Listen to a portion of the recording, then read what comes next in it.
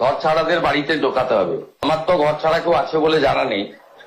যদি যদি যদি যদি যদি কেউ ঘর ছাড়া থাকে, আপনি আপনি মাননীয়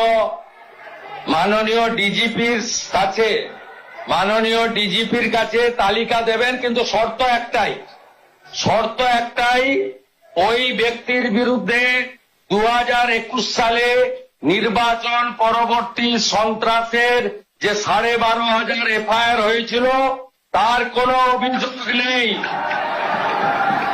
একদম পরিষ্কার শর্ত, যার জন্য জাস্টিস মঞ্জুরা চেল্লুর নেতৃত্বে কলকাতা হাইকোর্ট যে কমিটি করে দিয়েছিল, সিট তৈরি হয়েছিল, ভবানী ভবনে টেম্পোরারি অফিস হয়েছিল, আপনি তালিকা দেবেন।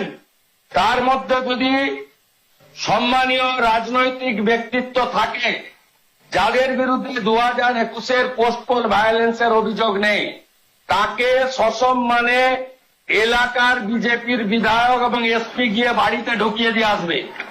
আর যদি 2021-এর পোস্টপোল ভায়োলেন্সের অভিযোগ থাকে, তাকে সরাসরি জেলে যেতে হবে।